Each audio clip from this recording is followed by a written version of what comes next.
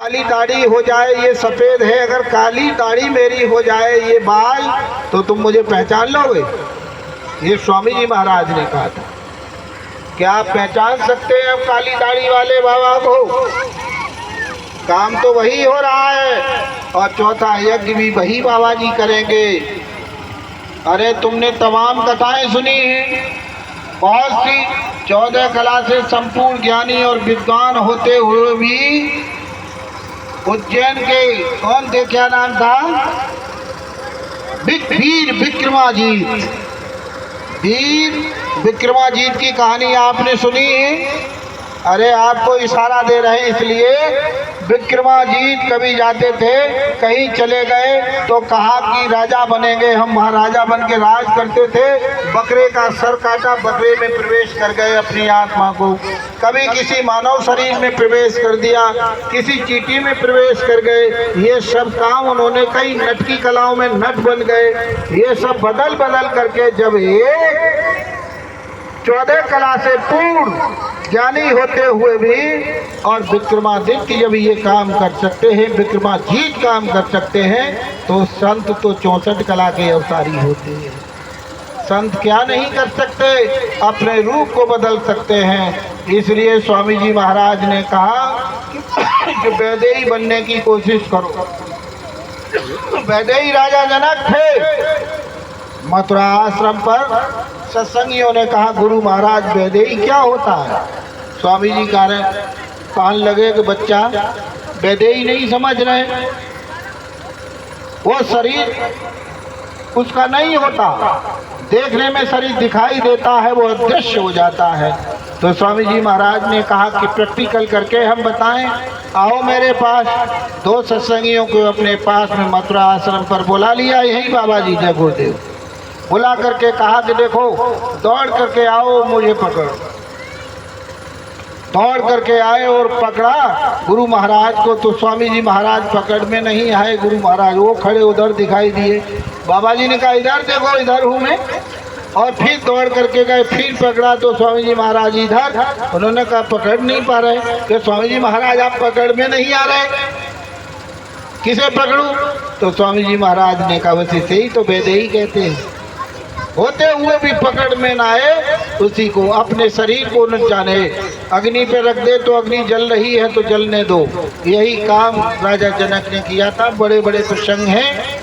इसलिए सत्संगी प्रेमी भाई बहनों, ये मानव तन जो हमें और आपको मिला, ये 4 युगों की श्रृंखला जो तैयार कर दी और 4 युग बन करके एक चौकड़ी बन जाती है। चौकड़ी 4 युगों का एक चौकड़ी बन जाती है। और जब 72 चौकड़ी हो जाती है, 72 चौकड़ी, तो एक मनु बनता है, एक इंद्र का दिन। एक इंद्र का दिन बनता है 72 चौकड़ी में, और तब एक महायुग कहलाता है, एक कल्प। और 14 मनु जब हो जाते हैं तब एक कल्प बनता है। इसलिए सत्संगी प्रेमी भाई बहनों, आपको 27 कल्प इस संसार में, इस पृथ्वी पर आए हुए हो गए और 28वां कल्प लग गया है। और जहां से आए थे आज तक वहां नहीं पहुंच पाए। और जब घोर आप पर आपत्ति पड़ने लगी, अब चीख और पुकार चारों तरफ से पड़ने लगी। जब चीख और पुकार पड़ी तो उस हमारे कोला नामी महाप्रभु को चिंता सताने लगी कि हमारे बच्चे तड़प रहे। हमसे वायदा करके कहे हैं कि मालिक हम नहीं जाना चाहते, जीवात्माओं को हमने भेज दिया और अपने पुत्र काल भगवान के हवाले कर दिया। और धीरे धीरे मंडल वायु ला करके और तुम यहीं बैठे रहो, तुम उकट कत रहो, जाओ मत। त्रिपुटी के नाके पर ला करके और खड़ा कर दिया और धीरे धीरे यहाँ रचना कर डाली। ये सब काम किया काल भगवान ने। तो अब चिंता किसको सताई? हमारे पिताजी को। हम यहाँ के रहने वाले नहीं हैं। ये संसार काल और माया का देश है। ये काल और माया का देश है, हम यहाँ के रहने वाले नहीं हैं, लेकिन काल और माया ने हमें फंसा लिया है, अपने चंगुल में फंसा लिया। माया ऐसा नाना नाच नचा रही है कि सत्संग में बैठे हो, भैंस प्यासी होगी, अब भैंस की चिंता सता रही है, पशुओं की चिंता, ये किसका खेल है? माया के चक्कर में ही तो हम और आप हैं, और माया को छोड़ नहीं पा रहे। इतनी बड़ी माया ने ऐसा मोह का जाल डाल दिया है, जैसे शिकारी अपना जाल जब बिछाता है तो पहले दाना फेंकता है, दाना फेंकने के बाद में जैसे ही उसे पक्षी खाने लगते हैं उस दाने को, वो शिकारी अपना जाल फेंक देता है और उसमें फंस जाते हैं। ऐसे ही उस शिकारी ने, उस काल भगवान ने काल और माया को हमारे बीच में उतार दिया और जाल फेंक दिया कि अब ये निकलने न पाए, किसी कीमत में निकल आए तो ये सीधे चले जाएंगे वहीं सचखंड। और ये सब तकलीफ दे करके, कभी देखा है जाल फेंकना शुरू हो गया, जाल फेंकना प्रारंभ हो गया, किसका? अरे तृतीय, अभी चुनाव तैयारी हो रही है, अरे प्रधानों ने चुनाव जाल फेंकना शुरू नहीं किया। प्रधान जैसे जाल फेंकते हैं कि देखो हमारे इतने वोटर हैं, क्या लोगे, क्या दोगे, क्या नहीं, कुछ लोग तो पिलाना शुरू कर देते हैं, तो जाल इसी तरीके से ये हमारे चंगुल से निकल पाए, ये हमारे वोटर हैं, इसलिए इसी तरीके से काल भगवान ने अपना जाल फेंक दिया। अब निकलना मुश्किल हो गया, और जब निकलना मुश्किल हुआ तो चिंता सताने लगी उस परमात्मा को, उस अनामी महाप्रभु को, उस सत्पुरुष भगवान को, हमारे पिताजी को ये चिंता हुई कि हमने अपने इन जीवात्माओं को, अपने बच्चों को भेज दिया, लेकिन क्रूर अधर्मी और तानाशाही अपनी दिखाना है काल भगवान, चारों तरफ से उनकी मार रहा है, मुंह बाकर के खड़ा हो जाता है, तुरंत निगल लेता है और चीख रही है आत्माएं कि हे मालिक, हे दया निधि, अब हमको किस तरीके से छुटकारा मिलेगा। तो उन्होंने कहा कि देरी नहीं की और उन्होंने संत महात्माओं को भेजना प्रारंभ कर दिया। सबसे पहले कबीर साहब आए, सबसे पहले किसको भेजा? कबीर साहब को। आज से 750 पौने 800 वर्ष हो गए, इसमें भेजा और कबीर साहब आए और कबीर साहब ने जीवात्माओं को चेताया, समझाया और समझा के चेता करके और सचखंड पहुंचा दिया। और उसी मैदान में गुरु गोरखनाथ भी आ गए। गुरु गोरखनाथ और कबीर साहब उम्र के समकक्ष और गोस्वामी जी महाराज समकक्ष थे, बराबर की उम्र थी। गोरखनाथ कभी कभी आ जाते थे और उनसे ज्ञान चर्चाएं, गोष्ठियां होती थी, एक दूसरे की दिव्य शक्तियां देखते थे कि तुम्हारे अंदर क्या शक्ति है, हमारे अंदर क्या शक्ति है। तो एक दिन गोरखनाथ जी ने कहा कि तुम मुझे पकड़ करके दिखाओ,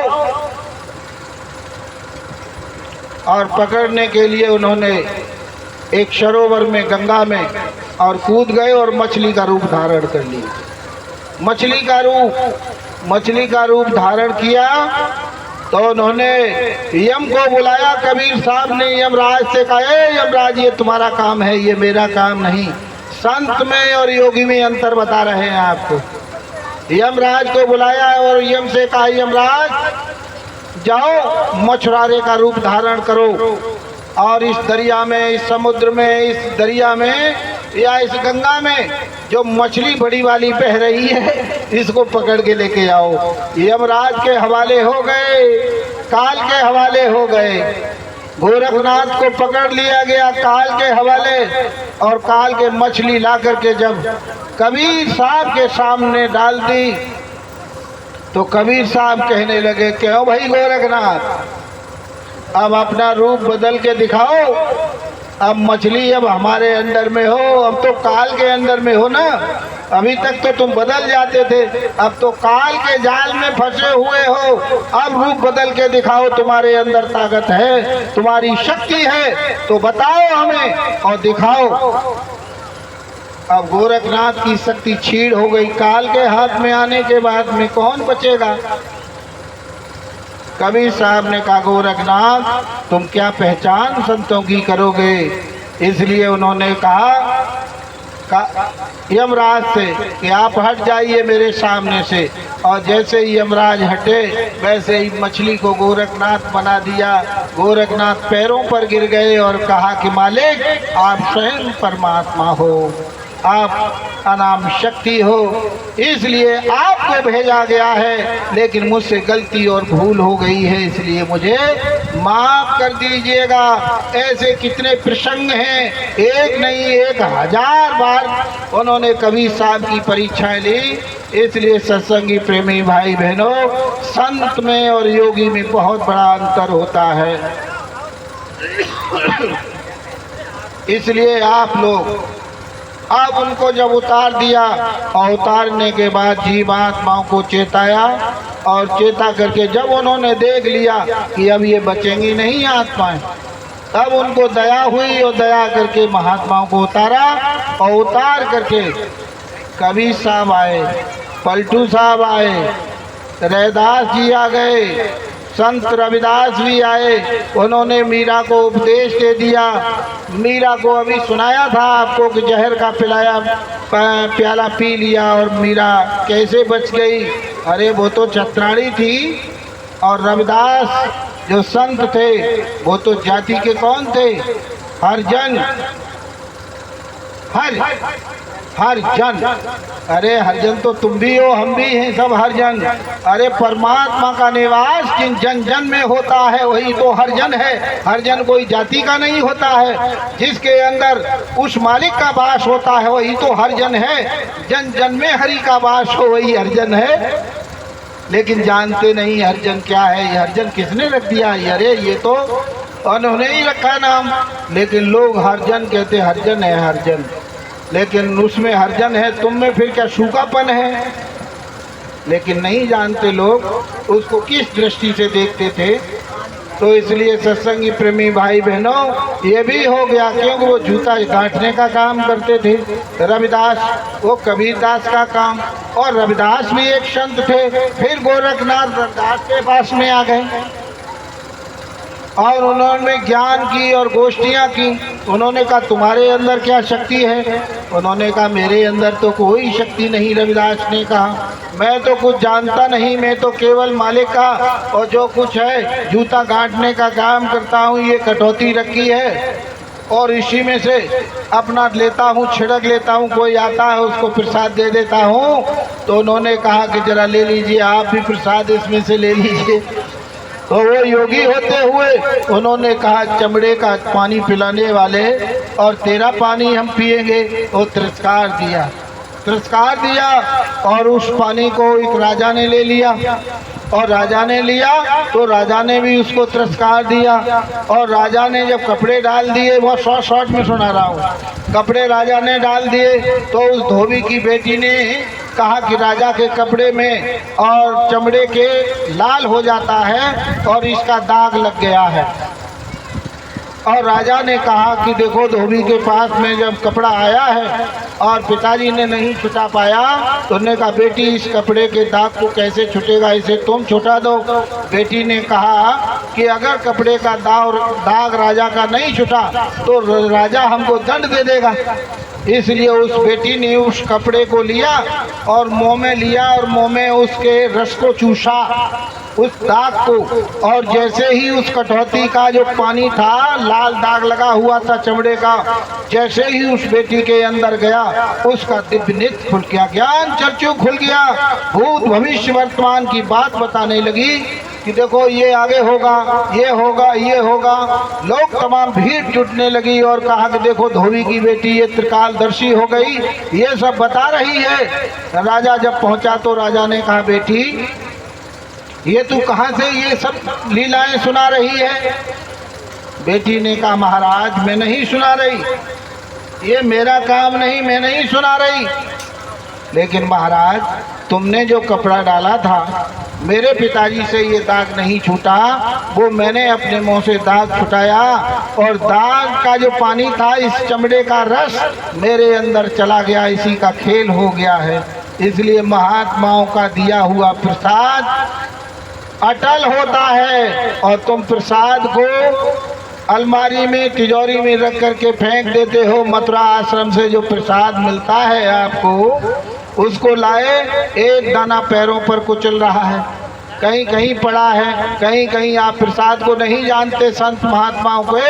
ये सब काम हुआ जब गोरखनाथ ने प्रसाद नहीं लिया, राजा ने नहीं लिया। एक धोबी की बेटी की जब आँख खुल गई, ये दिव्या, तो गोरखनाथ को भी घबराहट होने लगी कि हमने भी नहीं लिया, राजा ने नहीं लिया। तो उन्होंने कहा रविदास से एक शास्त्रार्थ करने के लिए तुम्हारे पास आए हैं और हमारे पास आओ, हमारी शक्ति को देखो। तो उन्होंने एक त्रिशूल गाड़ दिया बड़ा वाला, और जमीन में त्रिशूल गाड़ करके और पद्मासन लगा करके ऊंचे स्थान पर त्रिशूल पर बैठ गए, जाकर के उसकी नोक पर, त्रिशूल की नोक पर बैठ गए। कौन? गोरखनाथ। जब गोरखनाथ त्रिशूल पे बैठे तो संत रविदास नीचे बैठे हुए, और संत रविदास से कहा कि आओ बराबर मेरे। उन्होंने कहा आप योगी हैं, आप योगी हैं, आपकी बराबरी नहीं कर सकते।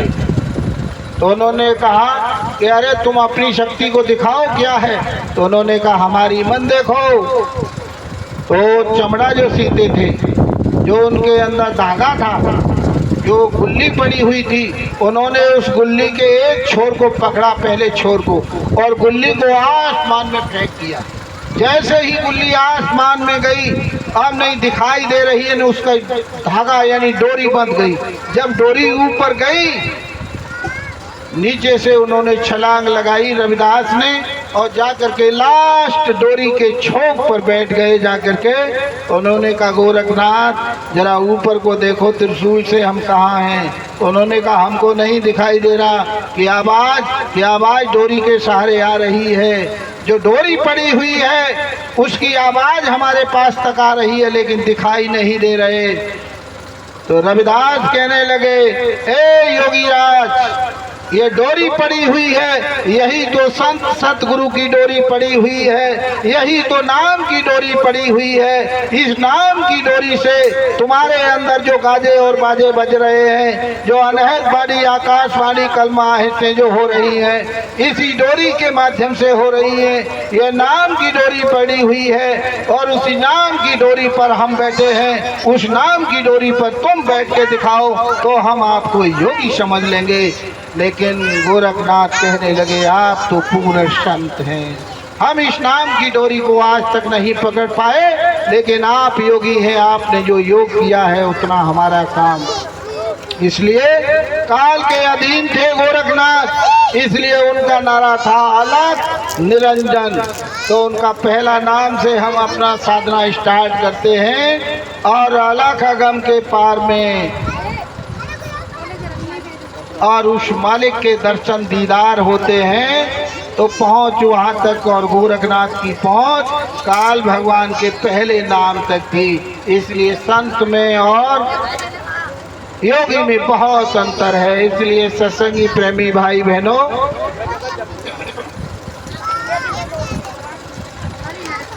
आगे का समय बहुत खराब आ रहा, इसलिए जीवात्माओं को निकलने का रास्ता अब नहीं है। इसलिए इस कलयुग को आए हुए 5027-28 वर्ष हुए।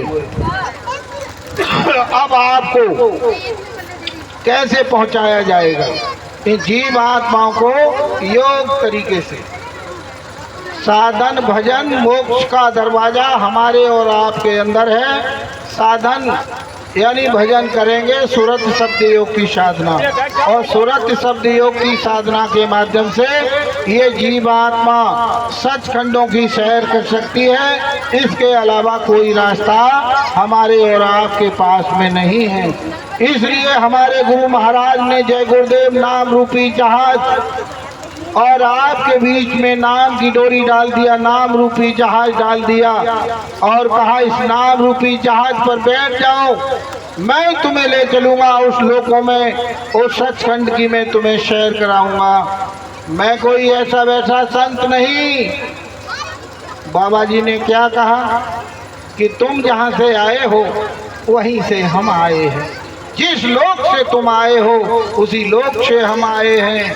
तो बाबा जी ने क्या कहा कि हम आए वालोक से जहाँ तुम्हारे धाम, तुमको घर पहुँचावना यही हमारा काम।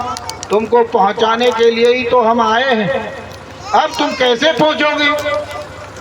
ये रास्ता तुम्हें बताया जा रहा है कि दोनों आँखों के मध्य भाग जीव आत्मा ये विराजमान है, और ये जीव आत्मा को जीते जी जगा लो। इन कानों के पर्दे साफ कर लो, कान खोल लो। ये जीव आत्मा के अंदर कान है और जीव आत्मा के अंदर आँख है, और जब आँख और कान तुम्हारे खुलेंगे तो परमात्मा का दर्शन दीदार आपको हो जाएगा। उस मालिक के मिलन का रास्ता साफ हो जाएगा। मालिक जब मिलेगा तुम्हारे सामने, और जब तुम मालिक के सामने मिलोगे, आमना सामना सूरत का और शब्द का जब होगा, तो सूरत मालिक अपने में उस शब्द में मिल जाएगी। शब्द और सूरत में जब मिल जाएगा तो किसी में कोई भेद नहीं रह जाएगा। उसी को कहते हैं परम आत्मा, परमात्मा। और जब परमात्मा हमारी बन जाएगी और परमात्मा विलीन हो जाएगा तो हम में और उस परमात्मा में कोई अंतर नहीं रह जाएगा। इसलिए सत्संगी प्रेमी भाई बहनों, आप लोग सभी शाकाहारी हो जाओ, सब शाकाहारी हो जाओ। शराब, गोश्त, अंडा, मांस, मछली का सेवन बंद कर दो। शराब, गोश्त, अंडा, मांस, मछली का सेवन बंद कर दो, क्योंकि आगे बहुत बड़ी तकलीफ आने वाली है। कोहराम, कोलाहल, महामारी, बीमारी, अकाल, भूकंप आपने देखे नहीं, अभी सामने आने वाले हैं। और तुम ये कल्पना कर बैठे हो कि कुछ होने वाला नहीं है। ये हमारी और आपकी भ्रांतियां हैं। लेकिन गोस्वामी जी महाराज ने लिखा कि जब जब होई धर्म की हानि, बाढ़ई असुर अधम अभिमानी, तब तब प्रभु धरि विविध शरीरा, आय हरै सज्जन मम पीरा। जब धर्म का लोप हो जाता है और अधर्म का बोलबाला हो जाता है तो कोई न कोई अवतरित शक्ति आती है। त्रेता में भगवान राम को आना पड़ा कहाँ कतो कि नहीं कतो लाई दो कौन एकदम हम कहाँ जात दो न मचाओ मोबाइल घूटे तना। त्रेता में सतयुग में हरणाकश्यप ने जब प्रहलाद को यातनाएं दी, और जब यातनाएं दी और इतना सताया और कहा कि तेरा भगवान कहाँ रहता है, मुझे ही भगवान मान ले। लेकिन उस समय पे प्रहलाद ने कहा कि तुमको भगवान कैसे मान लिया जाए? अगर तेरा भगवान है तो मुझे दिखा कि तेरा भगवान कहाँ है। इसलिए उस सतयुग में खम्भ फाड़ के नरसिंह रूप धारण करना पड़ा और अपने भक्त की रक्षा करनी पड़ी। और उस समय भी उन्होंने दर्शन दिया। वामन अवतार हुए और 3 पग में राजा बलि को नाप लिया। इतिहास है, आपकी रामायण कह रही है, हम नहीं कह रहे। सब कुछ ये किया, सतयुग समाप्त हो गया। अरे मोरध्वज के सुत को आरे से चिरवा दिया, कटवा दिया। ये सब काम हुए कि नहीं हुए? अरे तुम अपनी एक अंगुली काट के दिखा दो और कहो कि वो देवता ने मांगी है, अंगुली चढ़ा दो। तुम अपनी अंगुली चढ़ा के देखो। लेकिन अगर ये कह दिया जाए कि 10 बकरा देवी मांगते तो 10 बकरा चढ़ा दोगे जाकर के, 10 मुर्गा चढ़ा दोगे, दूसरे की हत्या तो कर दोगे, लेकिन अपनी काट के देखो। दर्द होता है कि नहीं होता? दर्द होता है कि नहीं हो रहा? इसलिए सत्संगी प्रेमी भाई बहनों, ये काम त्रेता का आप नहीं कर सकते। और त्रेता जब लग गया, सतयुग का काम नहीं कर सकते। त्रेता जब लगा तो त्रेता में विश्वामित्र वशिष्ठ को परेशानियां होने लगी। परेशानियां हुई, किसको हुई? महात्माओं को। महात्माओं को चिंता हुई। और जब महात्माओं को चिंता सताने लगी कि अब कैसे परिवर्तन होगा और कैसे धर्म की रक्षा होगी, धर्म को कैसे बचाया जाए, और ये रावण का राज चल रहा है त्रेता युग में, तमाम ऐसी दुष्ट आत्माएं पैदा हो गई। तो महात्माओं को चिंता जब सताने लगी तो गोस्वामी जी महाराज ने तो फिर रामायण में लिखा कि गाधि तनय चिंता मुनि व्यापी, कैसे मरे निशाचर पापी।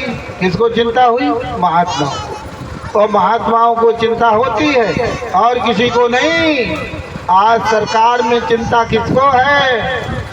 डीजल किस भाव, पेट्रोल किस भाव, ज़्यादा नहीं कहना चाहेंगे किसी सरकार की भलाई बुराइयों में। राजनीति का प्रपंच हम आपको सुनाने लगे, बहुत बखेड़ा खड़ा हो जाएगा इसी मंच से। लेकिन आप देख लीजिए, कौतूहल बहुत बड़ा होने जा रहा है, परिवर्तन बहुत बड़ा होगा। तो इस समय बिहार की धरती पर प्रचंड बिगुल बजा रहे, धुनकार दे रहे हमारे पूज्य महाराज जी। कोई छोटा मोटा काम नहीं हो रहा, सारे हिंदुस्तान में वैचारिक क्रांति का बिगुल बज रहा है। परिवर्तन होगा, होता रहा है और आगे भी परिवर्तन होगा। कोई छोटा मोटा परिवर्तन नहीं होगा। भूतेन भविष्यते, ऐसा परिवर्तन होगा जो तुमने स्वप्न में भी नहीं देखा होगा। वो रातों रात परिवर्तन हो जाएगा। तुम रात में रजाई कंबल चादर ओढ़ के सो रहे होगे, सुबह कुछ और नज़ारा देखने को मिलेगा। ऐसा परिवर्तन संत महात्मा करके दिखाएंगे। उठी बदरिया पाप की, बरस रहे अंगार, और संतन होते जगत में जर जाता संसार। अगर संत महात्मा शरीर इस जगत में नहीं होते संसार में, तो ये पृथ्वी पर अग्नि प्रज्वलित हो गई होती। इसलिए सत्संगी भाई बहनों, सतयुग चला गया, त्रेता युग में महात्माओं को चिंता हुई, द्वापर में भी बहुत समझाया, महात्माओं ने समझाया। कृष्ण अवतरित हो गए, त्रेता में राम ने अवतार ले लिया। धर्म जब जब अधर्म का बोलबाला हुआ, बचाने के लिए कोई न कोई हुआ। द्वापर में कृष्ण आए और कृष्ण ने भी बचाया, लेकिन दोष लग गया।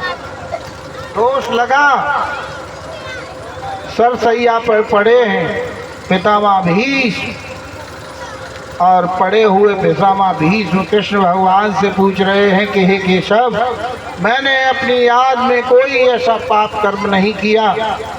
मैं ऐसा कौन सा मैंने पाप किया है जो मैं भोग रहा हूँ? कृष्ण मुस्कुराते हुए बोले, ए पितामह, तुमने कोई पाप नहीं किया, लेकिन तुम सामर्थ्यवान होते हुए भी, सब कुछ जानते हुए सामर्थ्यवान होते हुए भी, और अधर्म हो रहा हो, और आपने अधर्म नहीं किया है और अधर्म हो रहा है, और आप चुप्पी साधे बैठे रहें तो आपको दोष लग जाएगा।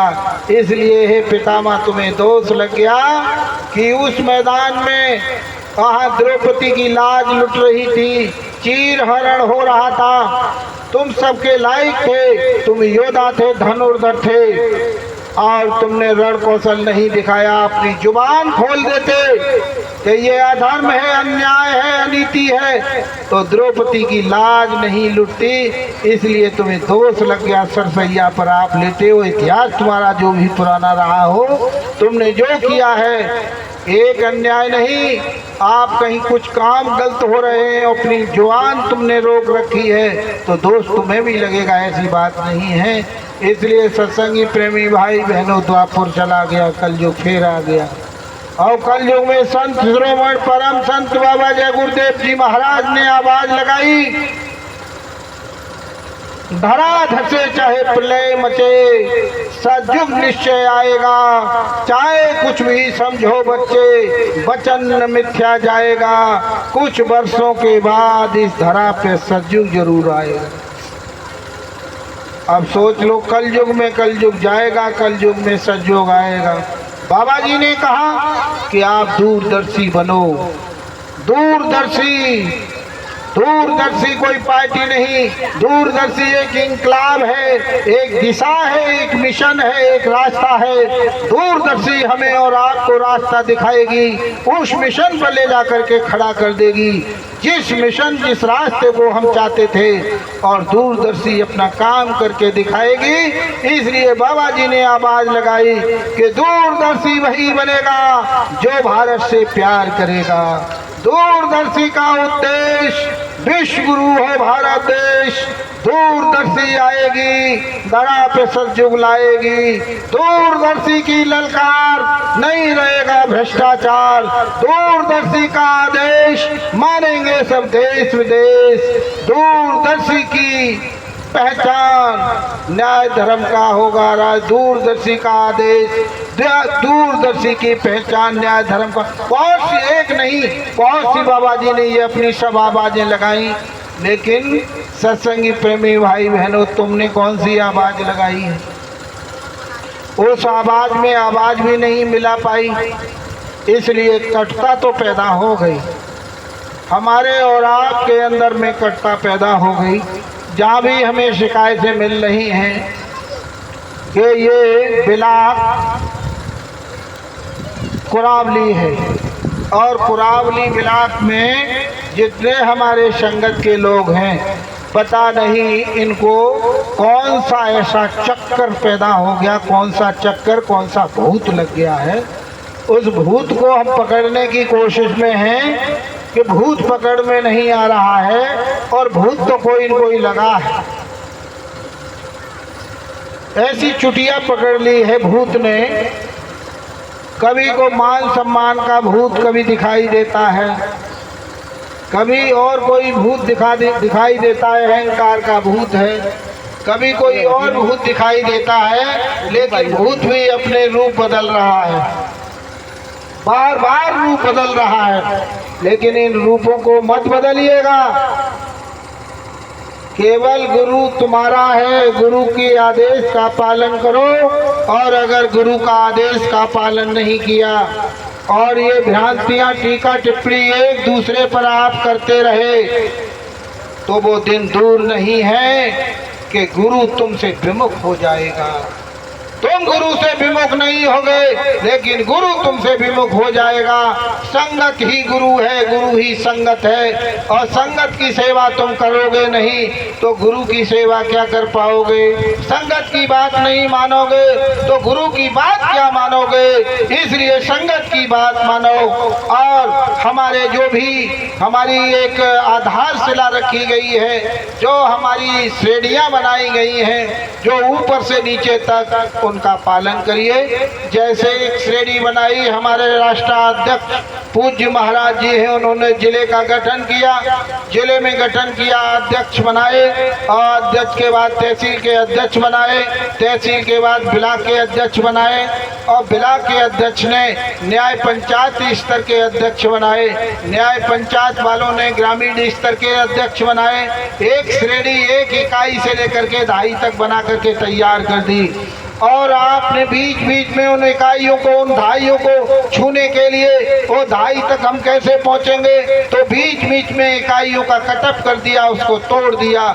जब उन इकाइयों को तोड़ दोगे तो संगत का काम आप कैसे चला पाएंगे?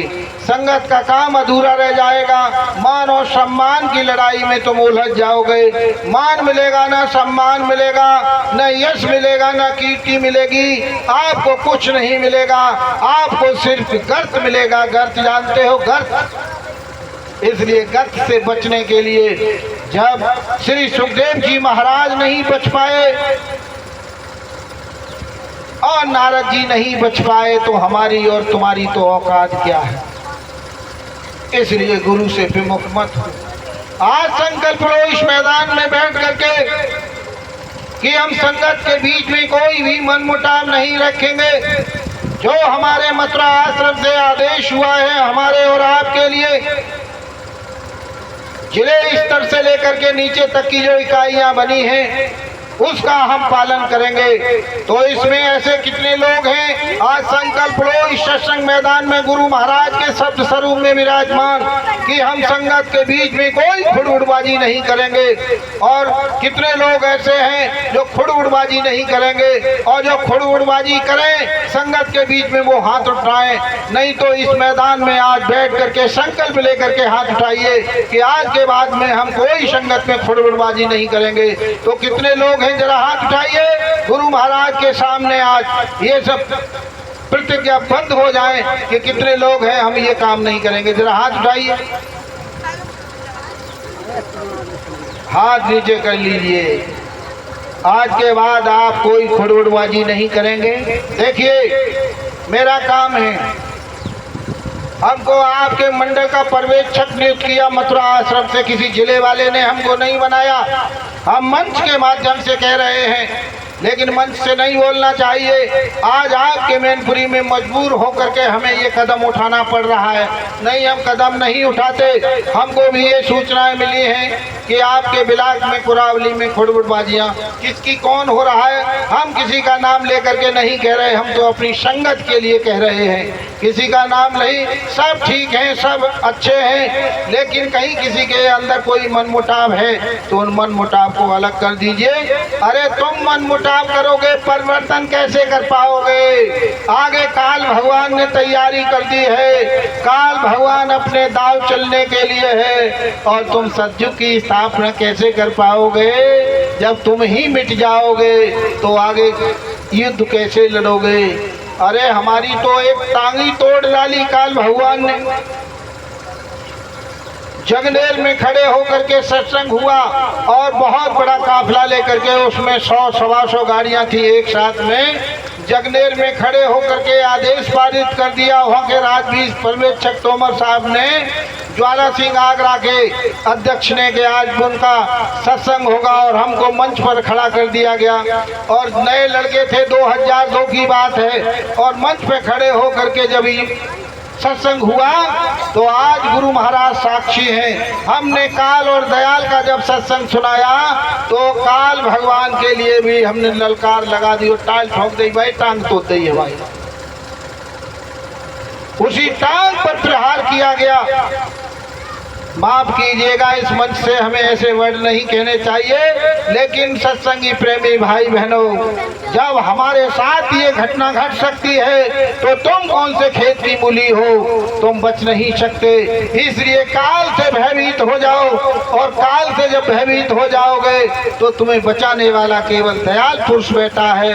अगर दयाल से विमुख हो गए तो काल तुम्हें बख्शेगा नहीं। लेकिन सत्संगी प्रेमी भाई बहनों, ऐसा कोई काम मत करना जहां तुम्हें नीचा देखना पड़े। इसके अलावा हम आपसे कुछ कहना नहीं चाहते हैं, और नहीं फिर कभी कहेंगे। सत्संग सुनाते हैं, सत्संग सुनाते रहेंगे। आपने प्रतिज्ञा जो की है उसको पूरा करना, और एक ही नहीं, ये जिले में ही नहीं जाएगा, ये मशीन जो लगी हुई है यूट्यूब पर जाएगा, सारे हिंदुस्तान में ये चीज आवाज जाएगी। जहाँ भी सत्संगी होंगे सब सुनेंगे। इसलिए सत्संगी प्रेमी भाई बहनों, अपनी संगत की सेवा में तन और मन और धन लगा दीजिए। आगे का काम इतना बड़ा होने जा रहा है जो तुमने और हमने स्वप्न में भी नहीं सुना है, सोचा भी नहीं है इतना बड़ा काम होगा। बाबा जी ने क्या कहा? सब मुल्क लड़ेंगे आपस में, जन जन में होगी क्रांति। सब देश लड़ेंगे आपस में, जन जन में होगी क्रांति। खून खराबा इतना होगा, देश से देश लड़ जाएगा, मुल्क से मुल्क लड़ जाएगा, विदेशी हुकूमत हावी हो जाएंगी। इतने बड़े बम्बार्डमेंट होंगे, इतने गोला और बारूद बरसाए जाएंगे, इतनी मिसाइलें चलाई जाएंगी, इतने जेट विमान आसमान में उड़ते हुए नजर आएंगे। गोला और बारूद जब बरसाए जाएंगे परमाणु हमले होंगे तो बाबा जी ने तो कहा कि महानगर तब राख बनेंगे, एटम के अंगारों से पत्ता पत्ता झुलस उठेगा, विश्व युद्ध झंकारों से ऐसा भीषण बम भोले का तांडव होने वाला है। जागो जागो दुनिया वाले, समय बदलने वाला है। डग डग डगमगा उठेंगे पर्वत भी भूचालों से, दिग दिगांत कपकपा उठेंगे भोले की हुंकारों से। किसकी हुंकार लगेगी? मैंने सत्संग सुनाया पहले और आपसे कहा कि ब्रह्मा जी ने रचना की, विष्णु भगवान ने पालन का काम किया और संहार करने का काम किसको सौंपा? शंकर भगवान को। और लास्ट स्टेज पे शंकर का काम चल रहा है। नहीं मानोगे तो महानगर सब राख बनेंगे। किससे कौन कर रहा है? ये शंकर भगवान ने अपनी हुंकार दे दी है। और वो विश्वनाथ मंदिर में अब नहीं है। काशी विश्वनाथ मंदिर से बाबा जी ने बहुत पहले कह दिया कि शंकर जी अब काशी विश्वनाथ मंदिर में नहीं हैं। वो तो अपना काम कर रहे हैं जगह जगह घूम घूम करके, लेकिन वो काम कर रहे हैं। लेकिन बचोगे तब जब बचने पाओगे तो संत महात्माओं की मजबूर होकर के आपको शरण में आना पड़ेगा। मजबूर होकर के महात्माओं की शरण में आना पड़ेगा। लोग ढूंढेंगे तो कहते हैं बाबा जी ने 14-15 मई 1983 बोट क्लब नई दिल्ली 1 करोड़ लोगों को बोरा पहना दिया, टाट पहनाया, टाट। और जब टाट पहनाया उस समय पर लोग नहीं जानते थे टाट से क्या काम होगा। लोगों ने कहा कि टाट का क्या रहस्य है और ये टाट क्यों पहनाया है। स्वामी जी महाराज ने कहा ये जमहूरियत का कफन है, ये जमहूरियत का कफन है, ये तुम्हें कफन पहनाया गया है। तुम अपने को जिंदा मत समझो। कफन कब पहनाया जाता है? मुर्दे पर। तुम अपने को मुर्दा समझो, मरे हुए। और मुर्दा काम करता है, मुर्दा कोई काम करता है, लेकिन मुर्दा समझ करके काम करो। लेकिन ये जॉकेट जो पहनाई है, ये भी इसमें सर्वशक्ति भर करके तब आपको ये जॉकेट पहनाई है। और इसमें भी रास्ता है। मैंने बहुत पहले आपको समझाया था कि ये जॉकेट, इसमें बहुत बड़ी शक्ति है। इसका राज और रहस्य कुछ ही समय में खुलेगा, तब आपको समझ में आएगी। और जो टाट और बोरा पहनाया, ये मोहम्मद साहब ने इस बोरे को पहना, ईसा मसीह ने इस टाट को पहना, राम ने टाट की लंगोटी, लक्ष्मण ने टाट की लंगोटी लगाई। संत महात्मा जब धरती पर आए, टाट बोरा पहना करके परिवर्तन किया। राम ने परिवर्तन किया, मोहम्मद साहब ने। आज देखो मुसलमानों के दरवाजे पर बोरा लटकता हुआ दिखाई देता है। और सच्चे खुदा की इबादत करने वाले मुसलमान को ये पूछा जाए कि बताओ तुम्हारे दरवाजे पर बोरा क्यों लटकता है, तो मुसलमान नहीं बता पा रहा है। तो आज भी उनके जो गुरु थे, जिनके मालिक थे, जो इस्लाम धर्म को लागू किया, मोहम्मद साहब ने 36 थंगड़े लगा करके इस टाट को पहना और ईसा मसीह ने इसी टाट को पहना था। और आज भी परिवर्तन टाट के द्वारा होगा। और महाराज जी ने भी आवाज लगाई। बाबा जी ने कहा, ए टाटधारियों, आगे वो समय आ रहा है कि गांव, कस्बा, शहर, मोहल्ला और कोई कुछ नहीं बचेगा। एक दिन तुम्हारे टाट की पूजा होगी, घर घर में तुम्हारी पूजा होगी। अगर तुम्हारी पूजा न करवा दूं तो बाबा जी को बाबा जी मत कहना। ये बाबा जी ने संदेश दिया और कहा जैकेट पहन लो, ये तुम्हारा कवच है, ये तुम्हारी रक्षा करेगा। गोला और बारूद जब चलेंगे तो तमंचा छोड़ दीजिए। गोला और बारूदों की जब बौछार होगी, मिसाइलों की बौछार होगी, तो आपका ये कवच तुम्हारी रक्षा करेगा, इसको मत उतार देना।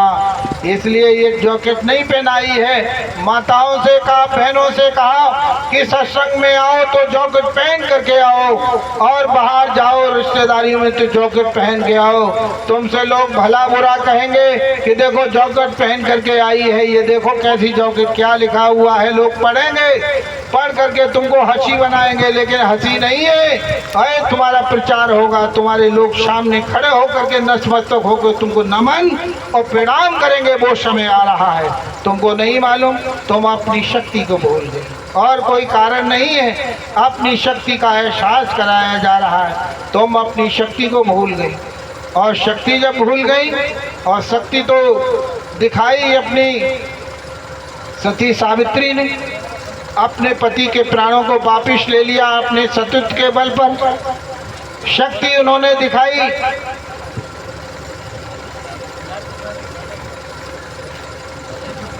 वो लोग करें तब कान में मत सुनाया करो, बाद में कटअप हो जाता है कि हम सेवा की बात करेंगे, सत्संग चल रहा है, सेवा तो चलेगी। अच्छा देखिए, सेवा कहाँ जाएगी? अंबेडकर नगर के लिए सेवा जाएगी। चलिए पहले सेवा, सत्संग, सेवा, भजन, तीन चीज़ें सबसे बड़ी है। सेवा सबसे पहले, और सेवा आप लोग जो देंगे। अच्छा, सत्संग सुनने का लाभ क्या है? सत्संग क्यों सुनाया जा रहा है? आप लोग सत्संग क्यों सुनते हो? इसलिए कि तन की सेवा, मन की सेवा और धन की सेवा। बताइए, तन की सेवा अंबेडकर नगर में इस समय में महाराज जी का कार्यक्रम चल रहा है। महाराज जी का कार्यक्रम इस समय अंबेडकर नगर में चल रहा है, और वहाँ अगर अपना नाम उठाओ, कौन कौन अंबेडकर नगर में जाएगा? हमारी माताएं पहले हाथ उठाएं कि अंबेडकर नगर में कौन कौन जाएगा वहाँ प्रचार प्रसार के लिए। जरा हाथ उठाइए। कोई जा सकता है? कोई है ऐसी वीरांगना, कोई है माताएं बहनों में? कोई नहीं हाथ उठेगा। अच्छा चलिए, तन की सेवा आपकी समाप्त हो गई, नहीं पहुँचोगी। अच्छा, मन की सेवा करिए। मन से आप लोग प्रचार प्रसार करेंगे इन गांवों में। इस भरी दोपहरी में आप लोग जाकर के इस गांव में पूरे में एक चक्कर लगा करके आएंगे। कौन कौन लगाएगा चक्कर? हाथ उठाइए। आप लोग नहीं, हम माताओं की बात कर रहे हैं। कौन माताओं बहनों में से उठाएगा? पूरे गांव का चक्कर लगा के आओगी अभी अकेली? अच्छा देखिए, अब एक दो उठा रही है। ये रही तन की और मन की सेवा। अब तन की भी सेवा नहीं दे पाओगी और मन की भी सेवा नहीं दे पाओगी। और महाराज जी वहाँ तन की सेवा, मन की सेवा और धन की सेवा अम्बेडकर नगर में, और गाड़ियों से हम लोग दौड़ रहे हैं, जा रहे हैं। किस लिए? अभी बताएंगे इस धर्म के बारे में। वो सब दौड़ रहे हैं, तो अब तुमसे क्या मांगा जा रहा है? तन की सेवा दे नहीं सकते, मन की सेवा दे नहीं सकते, तो आप धन की सेवा दे दो। धन की सेवा, अरे 100-100 रुपये, 200-200 रुपये अगर धन की सेवा वहाँ पहुँचा दोगे तो तुम्हारा धर्म बन जाएगा, धर्म के काम में आएगा ये पैसा। जो डॉक्टरों को नब्ज पकड़ने में 300 रुपये ले लेता है, और डॉक्टर ने नब्ज न पकड़ी तो 300 उधर चले जाएं, तो धर्म बचाने के लिए ये सब काम होगा। तो धन की सेवा कौन कौन देगा? गुरु महाराज बैठे हैं और रील चल रही है, कौन कौन देगा? जरा हाथ उठाइए। धन की सेवा ऐसे करो मत, या तो हाथ उठाओ या फिर ऐसे करो। कौन कौन हाथ उठा रहा है? जरा उठाइए। देखो ये फीड हो रहा है कैमरे में, कैमरा चल रहा है, मशीन भी चल रही है। इसलिए जिन्होंने हाथ उठाया है, आप अपने धन की सेवा दे दीजिए। यहाँ रजिस्टर जो होगा उस रजिस्टर पर आप अपनी सेवा लिखा दीजिए। जो भी श्रद्धा, कोई दबाव नहीं, कोई प्रेस नहीं है आपसे कि आप क्या सेवा देंगे।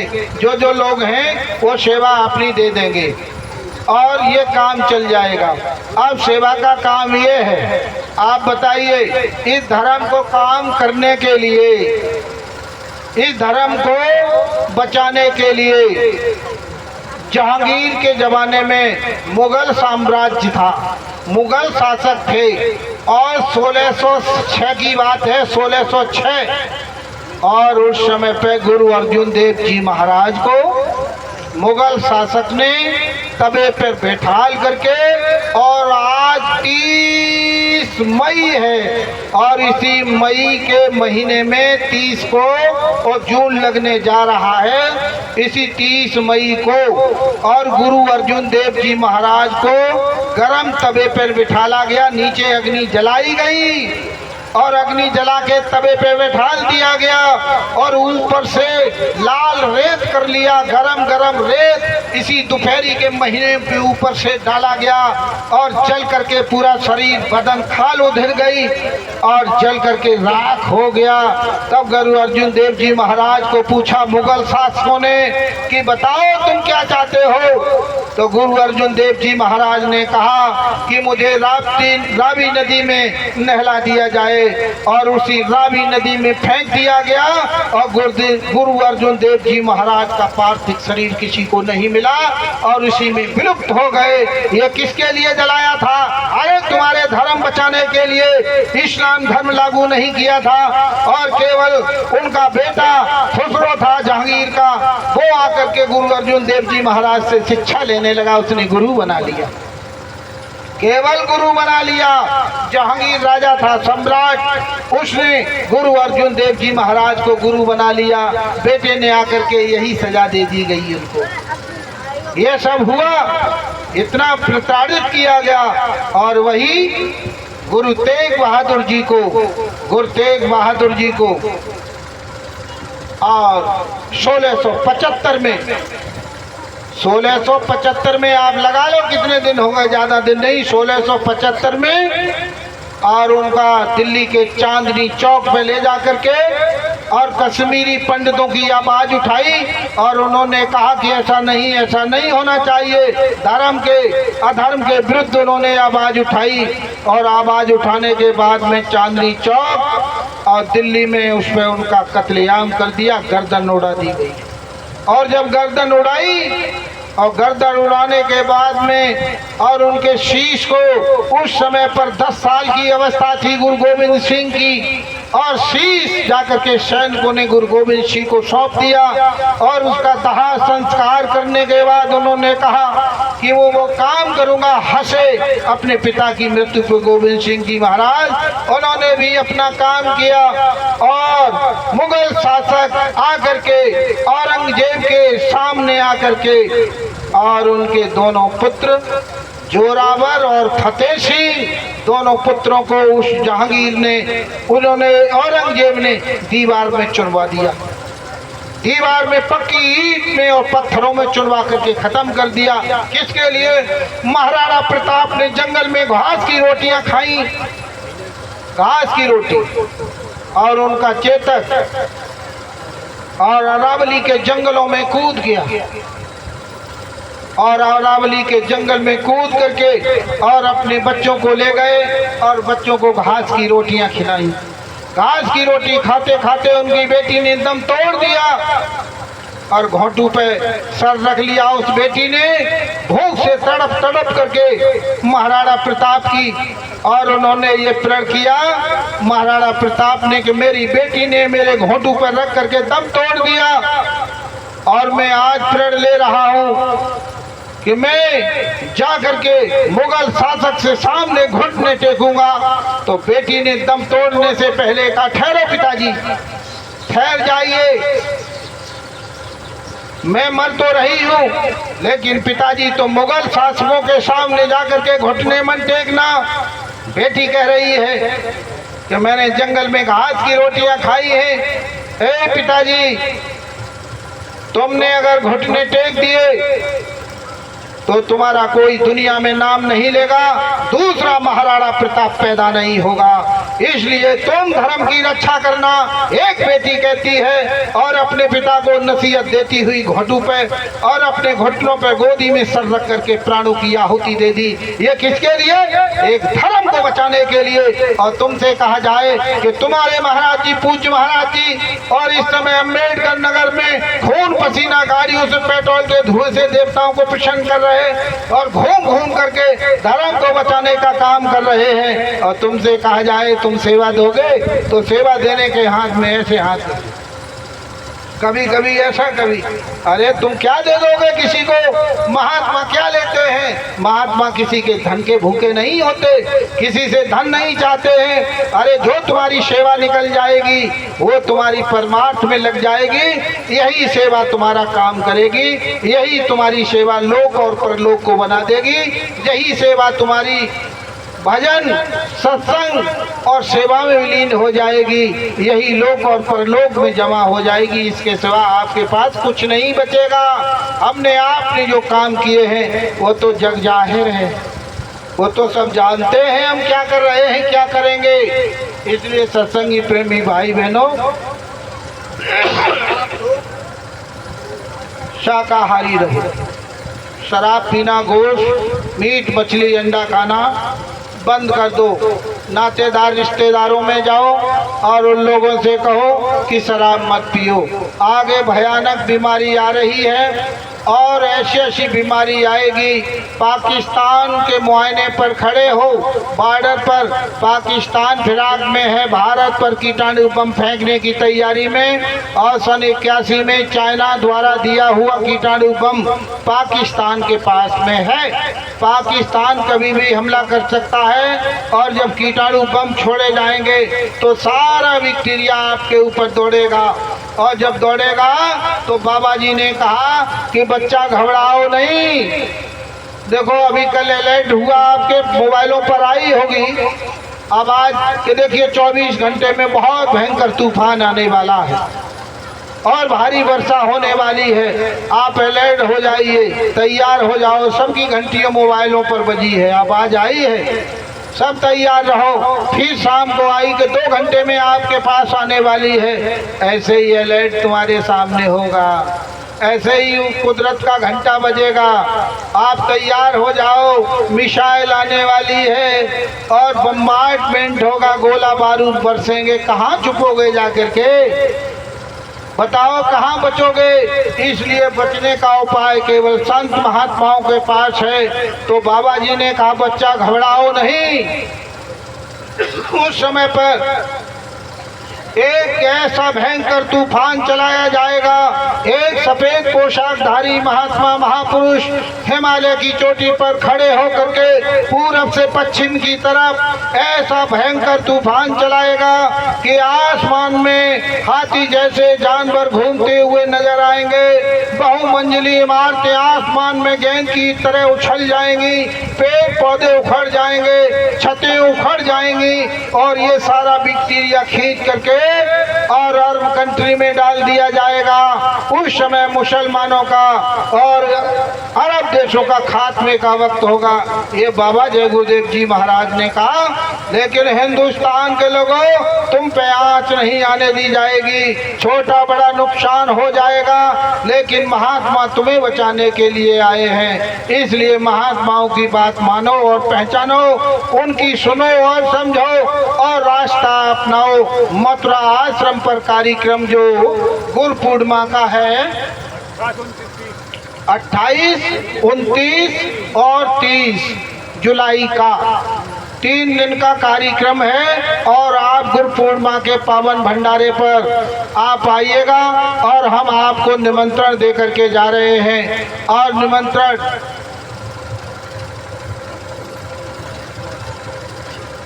निमंत्रण देकर के जा रहे हैं। इसलिए सत्संगी भाई बहनों, मथुरा आश्रम पर आइए। मंदिर का देवता आपका इंतजार कर रहा है और मंदिर के देवता के सामने जो मांगोगे वही चीज मिलेगी। मंदिर का देवता 2002 में बैठा दिया गया और बरकत निरंतर बढ़ रही है। जो मांगोगे वही चीज मिलेगी, लेकिन एक बुराई आपको छोड़नी होगी। इसी के साथ साथ में आप लोग अपने माँ बाप की सेवा करो। माँ बाप की सेवा करो। माँ बाप की सेवा नहीं करोगे, सत्संग समझ में नहीं आएगा। अपने सास और ससुर की सेवा करो। सास ससुर की सेवा करो कि मोबाइल की सेवा करोगी? इसलिए सास और ससुर की सेवा। हमारी बहनें जहाँ में बैठी हैं, जिनकी कितनी हैं इसमें जिनकी सास अभी मौजूद है, जिंदा है? बहू हाथ उठाएं, सास नहीं, बहू जिनकी सास मौजूद है। अच्छा, और सब तो 2 ही 4 है, सब सटक नहीं। खैर कोई बात नहीं। अच्छा, नहीं नहीं नहीं, इतनी बहुत है। अच्छा तो ये बताओ, जितनी तुमने हाथ उठाया, तुम्हारी सास मौजूद हैं, तो आप ये बताओ, तो अपनी अपनी सास के गोड़ दाबती हो, सुबह पैर छूती हो, जरा हाथ उठाना। झूठ मत बोलना, एक भी झूठ बोलेगी सत्संग में तो वो नरकगामी हो जाएगी। एक भी नहीं है। अरे धर्म कैसे बचेगा बताओ, धर्म कहाँ है? धर्म कैसे बचा पाओगी? सत्संग आपको सुनाया जा रहा है, सत्संग, सेवा और भजन। सेवा एक यही नहीं है कि आपने पैसा दे दिया तो सेवा लिख गई। सास की, ससुर की, जेठ की, जिठानी की, जैसे भी होती है, जैसे संस्कार तुम्हारे माँ बाप ने दिए हैं, उस तरीके से सेवा, जैसे सेवा बनती है आप सेवा करो। आज से ये प्रण और प्रतिज्ञा करो कि जा करके हम अपनी सास के पैर छुएंगे, तो सास आज ही तुमसे कहेगी, बहू कहाँ गई थी आज? बहू कहाँ गई तू आज? आज ही सास पूछ लेगी, जवाब सवाब हो जाएगा। तब तुम कह देना कि बाबा जय गुरुदेव के सत्संग में गई थी हम। तो कहे बहुत अच्छी बात होती है। कल सास तुमसे कहेगी कि हमको भी जय गुरुदेव के सत्संग में लेके चलना, वो भी आने के लिए तैयार हो जाएगी। अच्छा, ऐसी कितनी इसमें सास बैठी हैं जिनकी बहुएं अभी मौजूद हैं? सास जरा हाथ उठाना। अम्मा है तुम्हारी बहू? फिर हाथ के नीचे करें, उठाओ। कितनी सास हैं? अच्छा, अब नीचे कर लो। ईमानदारी का परिचय तो यही है। सत्संग शिक्षा ये देता है कि तुम अपनी बहू को अपनी बेटी के बराबर समझती हो कि कम ज़्यादा? कम ज़्यादा।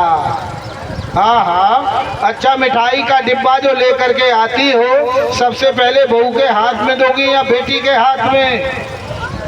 बेटी के हाथ में, बहू के नहीं। तो वही तो बहू बुजुर्ग के एक तरफ खड़ी है जाते जाएंगे, और कोई कारण नहीं है।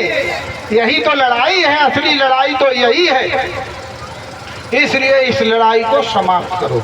अगर बहू अपनी सास को माँ का दर्जा दे दे, माँ मानने लगे, माँ, कभी लड़ाई नहीं होगी। और सास अपनी बहू को बेटी मानने लगे, कभी नहीं। और बेटी माँ मानने लगे, कभी लड़ाई नहीं होगी। अगर जो चीज़ आती है, ले बहू के हाथ में थमा दो। अरे वो तो घर में लड़की है, वो तो 4 दिन बाद वो भी बहू बननी है वहाँ जा कर के। उसमें संस्कार क्यों नहीं तुम डाल रही हो? मैंने अभी मोबाइलों की बहुत बातें की हैं। आजकल मोबाइलों से क्या हो रहा है, तमाम फेल हो रहे हैं। बच्चे छोड़ करके बहुत सी बेटियां चली गई, बहुत से घर बर्बाद हो गए। ये सब मोबाइल करते हैं, इसलिए ज़्यादा कहने की ज़रूरत नहीं है। इसलिए अपने माँ बाप की सेवा करो, सास ससुर की सेवा करो। सास ससुर की सेवा नहीं करोगे, ए सत्संगी भाई बहनों, देखिए कोई लोग ये कहते हैं कि हम जय गुरुदेव संगत में, हमको आज सत्संग बहुत अच्छा लगा है और हम भी जय गुरुदेव संगत में आएंगे। जय गुरुदेव संगत में आने के बाद में और बाबा जी का चेला बनने के लिए आपका स्वागत है।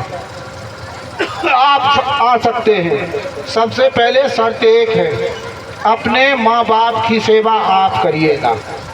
माँ बाप की सेवा नहीं करोगे और उनको टुकड़ों पर पालोगे, महीनों का अंतर दिखाओगे, 1 महीना तू रख, 6 महीना हम रखेंगे, तो जय गुरुदेव में मत आना।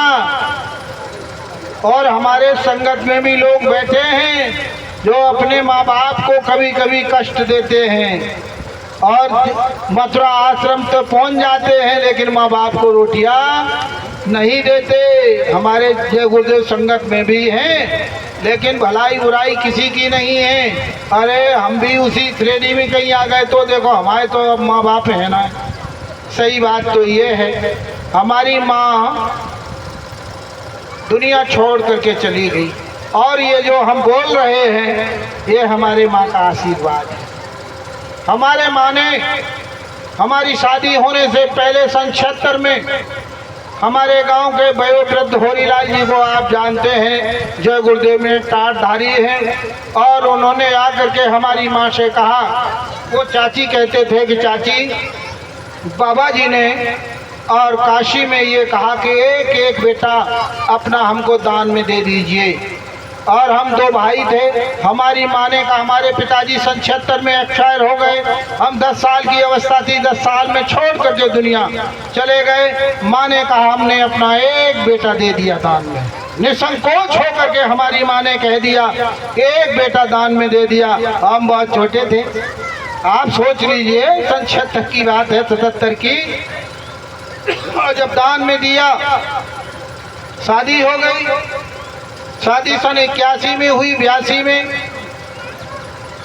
में पत्नी घर पर आई, और 83 में बाबा जी ने आवाज़ लगाई, वोट क्लब नई दिल्ली पर हम पहुंच गए। बाबा जी ने कहा, हिंदुस्तान के 1 करोड़ लोग बोरा पहन लो, टाट पहन लो।